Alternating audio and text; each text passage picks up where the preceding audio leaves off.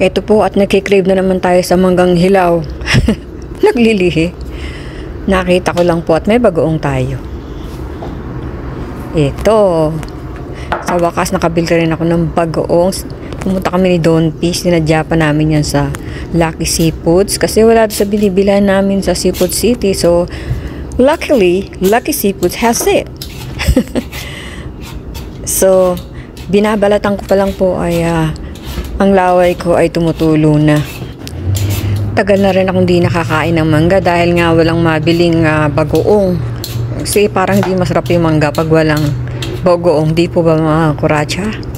So, ito po, inuulam ko sa kanin to eh. Pag may pinirito, tsaka ito, kamatis. Di po ba? Kompletong ulam na sa akin. Tapos pinipili ko yung malutong. Mas masarap po kasi yung malutong kaysa yung yung malambot. Gusto ko talaga yung hilaw para maasim-asim. Tapos lalagyan mo ng bagoong. Sarap.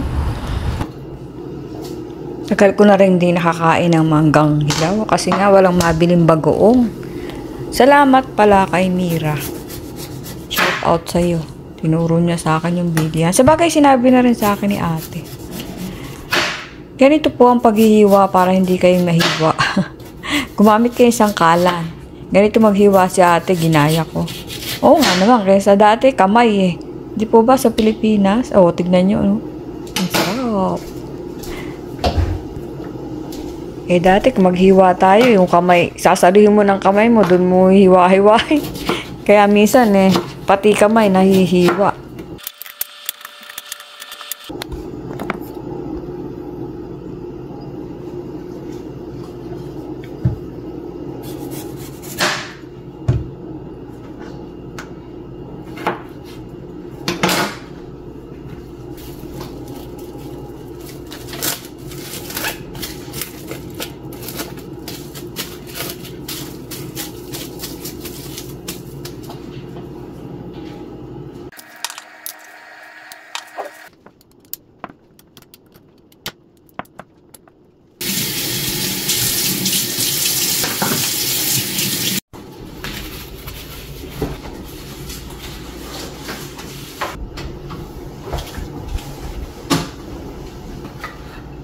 Kanin salmon. Lemon. Tayo yung lemon. Init. Init yung kanin.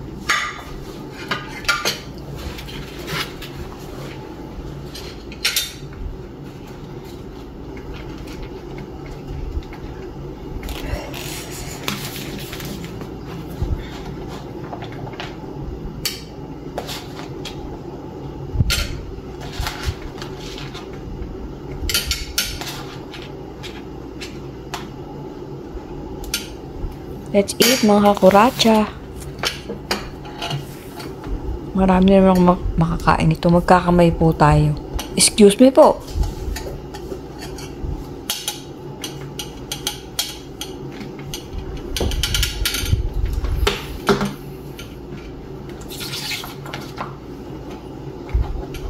May space ka dyan.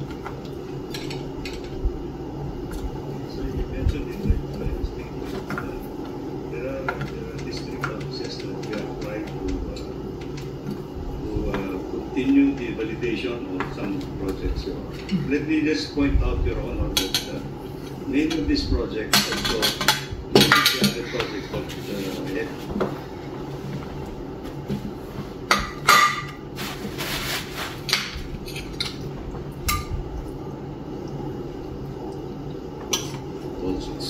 Since you assumed office, or just lately?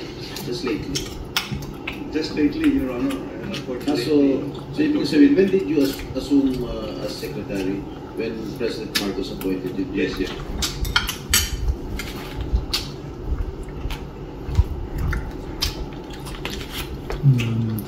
Bagoong. Nga eh. Tinidor gamitin mo para hindi sumama.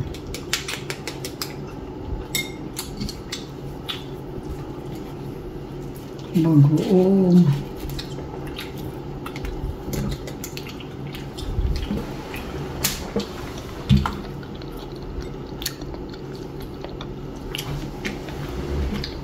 Oh, magbuto.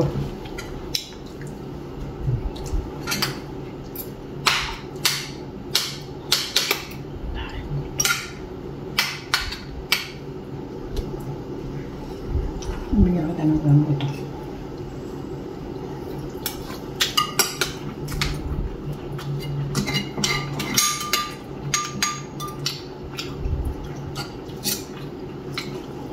Sumabit natin.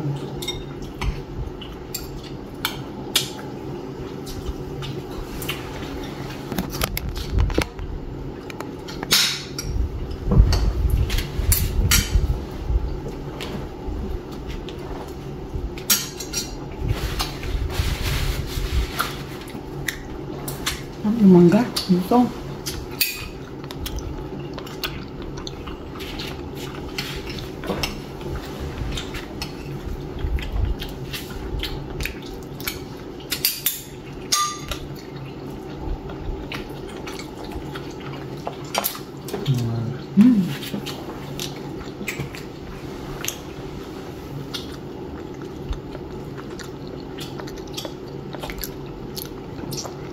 Implemented.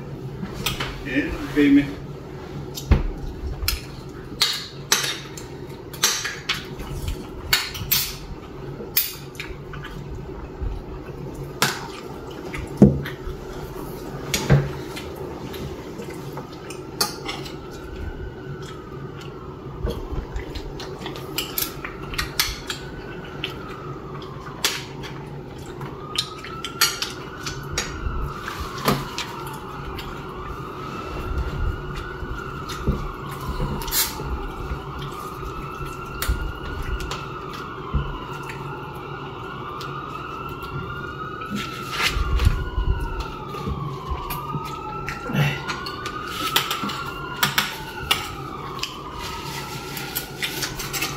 Nakahang.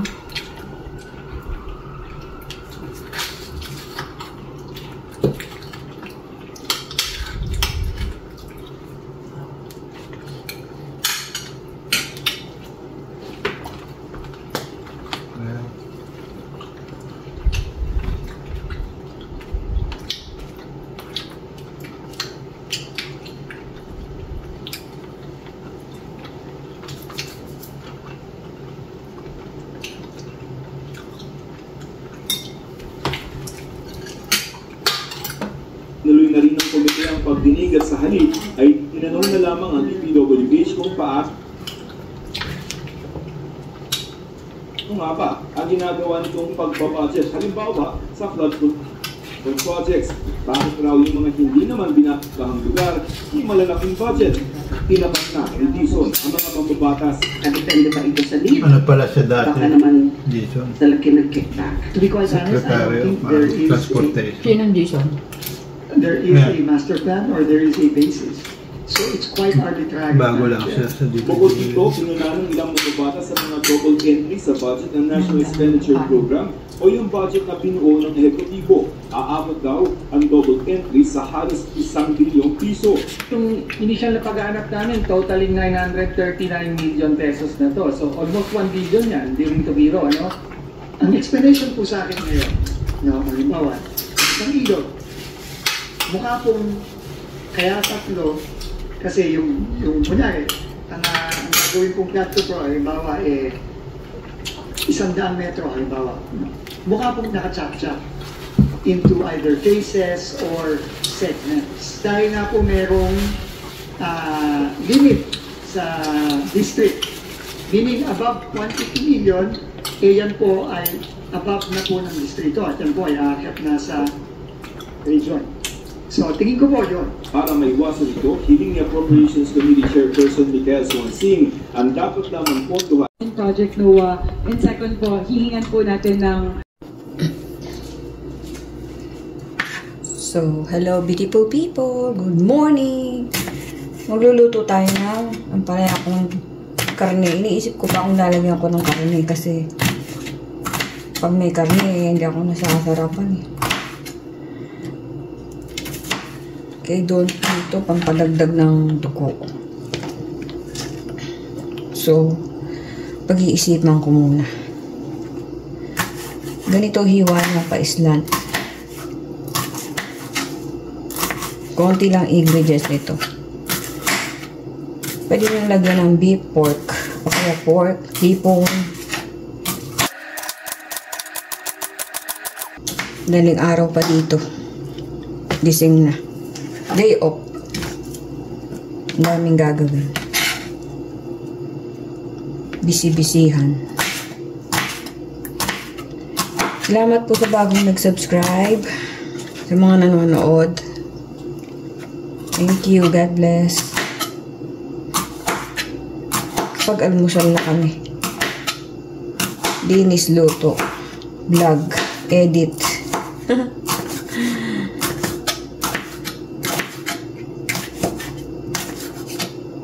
Singit-singit. Oops, muntik pa yung daliri. Magiging ampalaya kong karne yan kasama yung daliri. Ampalaya kong daliri.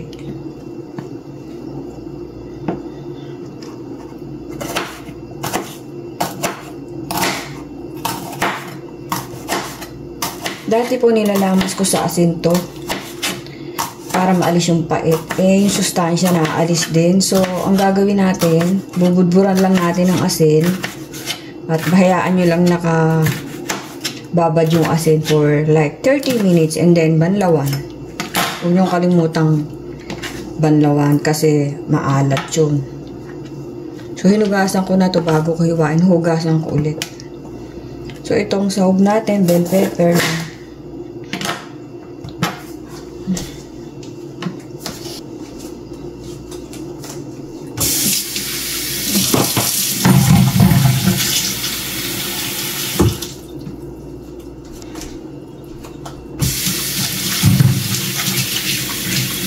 Bawang sibuyas.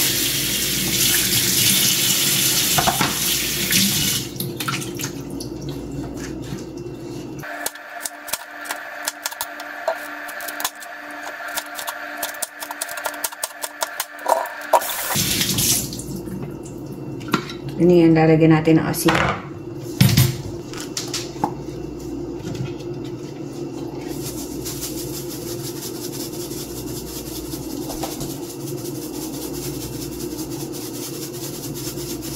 Hindi nyo na kailangan pigain.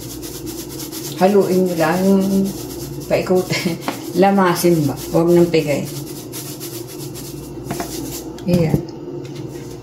Hayaan nyo lang ganyan.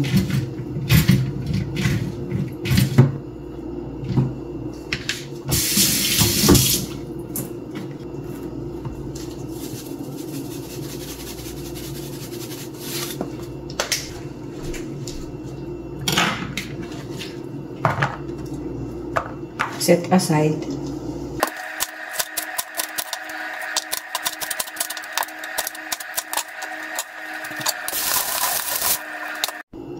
So, ito yung bell pepper natin.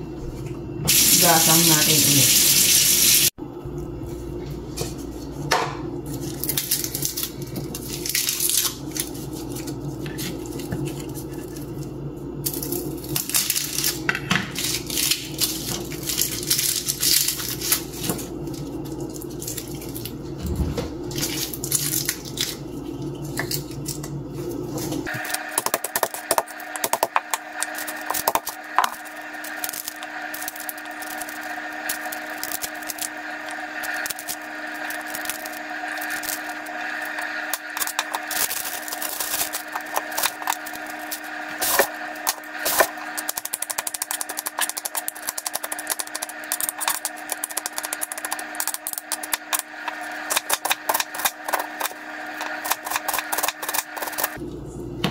Dami.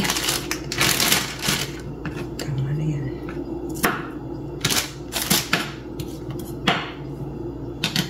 Lalagyan natin ng beef cubes. Ayoko na ng karne. Para dire-diretso kain. Okay. At saka chicken broth. Nag-aaway ang beef cubes saka chicken broth. Okay. Gigisa na natin. So, after natin mababad yung ang palaya ng mga 30 minutes, banlawan natin. May mga langgam. Binabad natin siya sa asin. Huwag nyo niyang pigain para yung sustansya niya hindi mawala. Taktakan nyo lang ng asin, tapos hayaan nyo siya nakababad. Mababawasan yung pait niya. Pero yung kanyang sustansya ay nandun pa rin. Sabi lang sa akin nung nakasabay kong sa palengke. Palengke talaga. Para naman malengke Nagawa nyo maigi para malis yung alat. Baka masobrahan. Okay. Ganun lang. So, gamit ang ating pink na kawali together with pink na sandok, tayo ay magluluto. Oh, yeah. Okay. Dahil ayokong lagyan ng karne, nilagang itlog ang ilalagay natin. Naalala ko nasa menu ko to nung may restaurant ako. Naglalaga tayo ng 4 na itlog. Dalawa kami ni Donty, huwag kami mag-aaway. Ating kapatid. So, ayan. May tip din ako sa paglalaga ng itlog. Ha? Talaga naman. Para makatipid kayo ng kuryente. Pag kumukulo na siya, hayaan nyo lang siyang patayin nyo na yung kalan or i-off nyo na. Tsaka huwag nyo alisin yung takip. Pero kapag nakasindi pa yung kalan, huwag nyo tatakpan kasi pag kumulo na dahil sasabog yung itlog nyo. Sasabog yung itlog nyo. Sagwa naman. So, nasa na? Ito. Ihayin nyo muna pag kumulo. Buksan ninyo.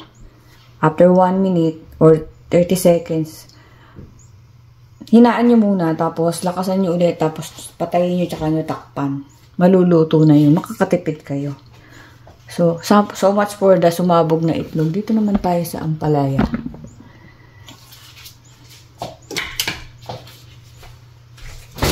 Ampalaya kon walang karne. Hindi ko po lalagyan ng karne.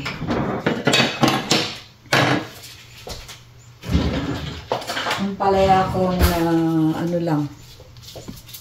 Ampalaya kon broth at saka cube. Hirapan po kasi ako kainin pag may pork. Lalagyan natin ng broth chicken. Broth to you guys. Ito.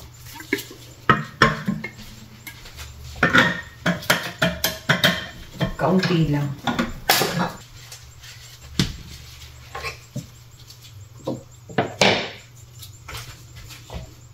Kaunting butter.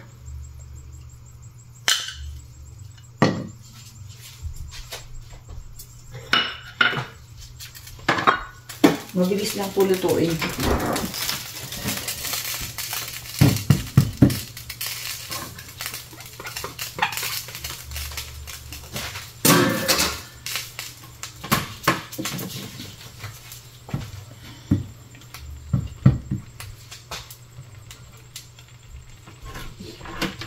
Si Alice hindi siya natutunaw ng aking sandok. So, ulit na rin. Kano lang to. Papunta mo rito. Hindi tayo. Puno na yung box ko eh.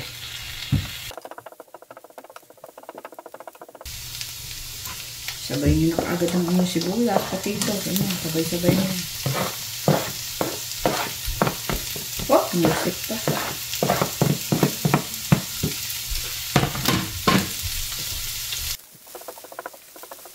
Kasya kaya dito? Bit ng aking ginamit ko si pink.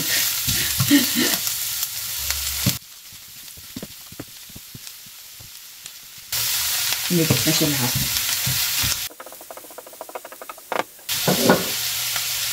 Oyster sauce or soy sauce pwede.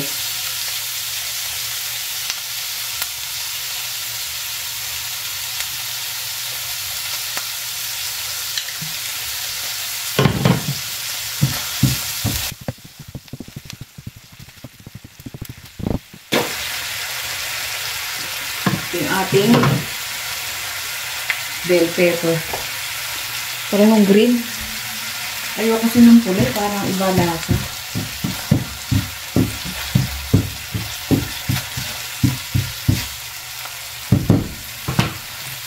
Lagyan na natin yung ating bell pepper.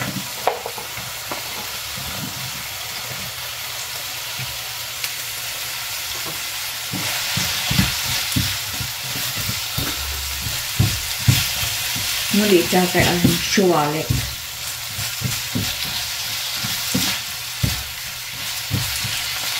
Hindi na yung flavor natin dito.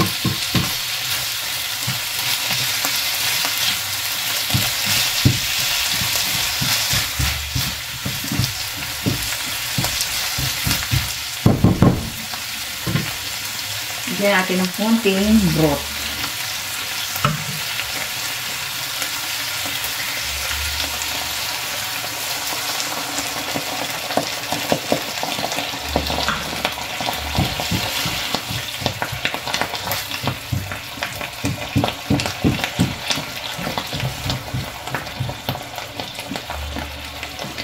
Lagyan natin ng konting sugar.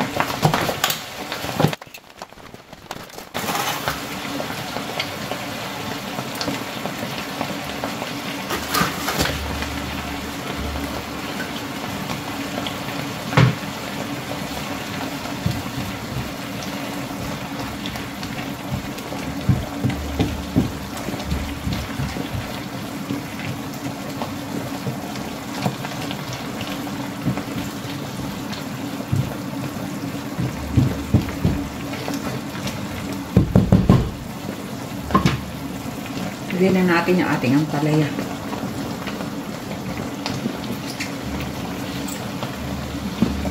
Huwag yung tatakpan kasi pag tinakpan daw kumapait yung ampalaya. Totoo kaya yun? Ang liit ng ating kawali. Medyo na yun.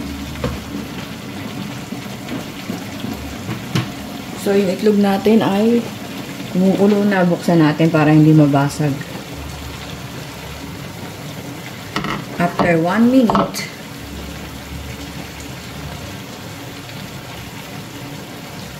hinaan natin ang ating itlog. Kala, paano mo hahaluin yan? Punong-puno yung kawali mo. Kala ko kasi kasya na dito.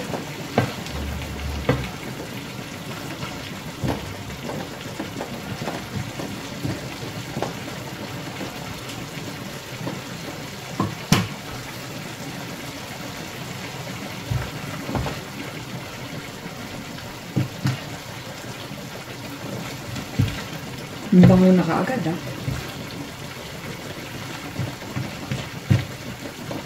Tuloy yung mahalo.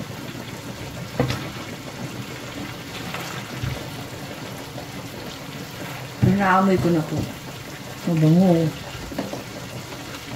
Parang aso lang ang may amoy. So, okay na yung itlog natin. I-high nyo. Tapos, i-off nyo. Pag medyo kumulo na, i-off nyo na. Wait lang. Kalat natin. Tapos saka nyo takpan. Maluluto na yan. May hilo ko sa init. Ng kalan.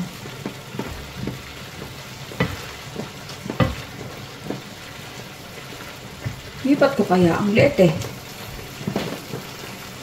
Huwag na. Naghuhugas pa ako. Tiyagaan na natin dito.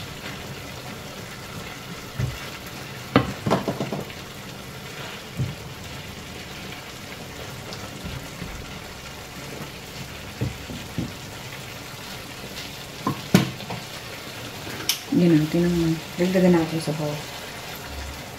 Dagdagan natin ng oyster sauce.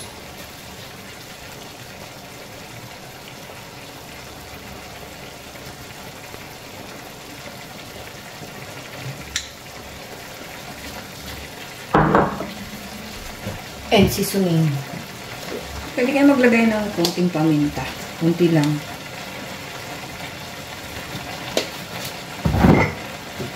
And then, optional.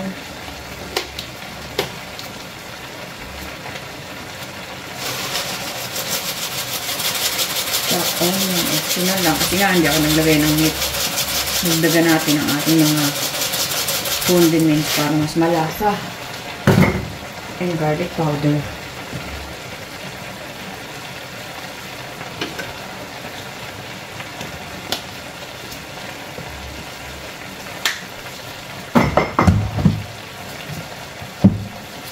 Tapos na po yan. Pag naluto na yung inyong gulay. Huwag nyo masyadong labugin. Ba yan? Di mahalo. Kukuha pa nga ako isang panghalo.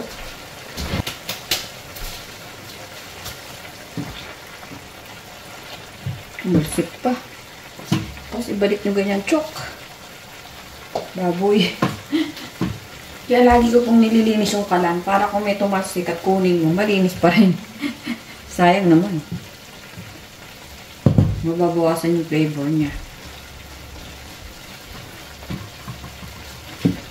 Ang hirap nito. Ang liit ng wali. Tamad. Bagod po kasi ako sa work. Pahinga dapat ngayon pero trabahong bahay. Hindi po ako nagreklamo. Nagkukwento lang ako. Yung flavor ito. Hindi siya pwedeng takpan, Papa Etski. Tikma ko nga kung ano na ang kalalagay. Diba? Kumukulo pa rin yung itlog natin. Kanina pa pinatay yan.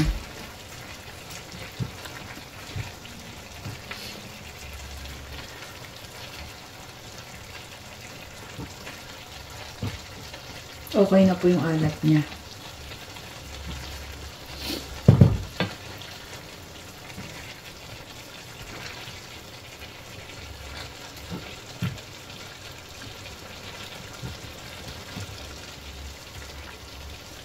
Dapat ito yung talagang walang kasabaw-sabaw. Nilagyan ko kasi si Don P gusto niya may sabaw.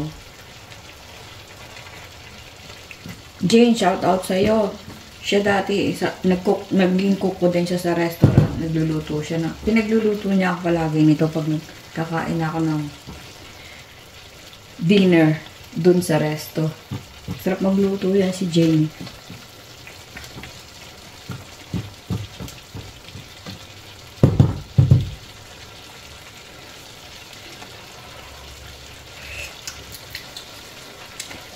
Sarap. Yan. Palambutin nyo lang yung okay na yan. Alrighty? Tapos, balatan nyo yung itlog. Isama nyo dyan. Okay? That's about it.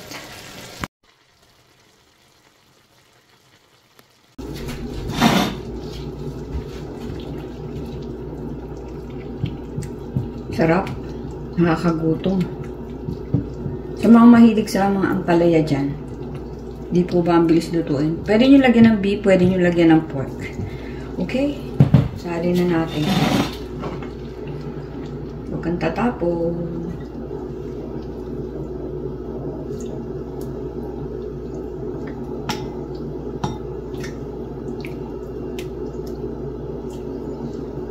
Yeah!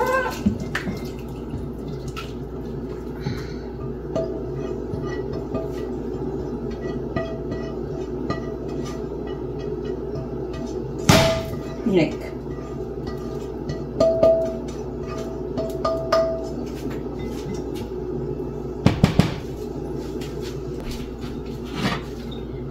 Yan, nakaisa na tayo. Ang palaya. Natapon. With egg. Yan ay kung ayaw nyo ng beef, hindi kayo kumakain. Ang palaya with egg. Nilagang itlog.